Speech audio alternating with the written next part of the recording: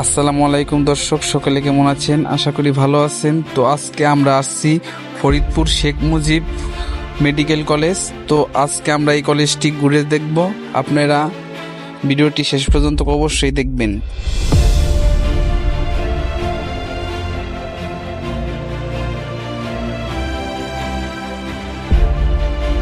Faridpur Sheikh Mujib medical college academic ভবন, পাশে শহীদ মিনার অবস্থিত।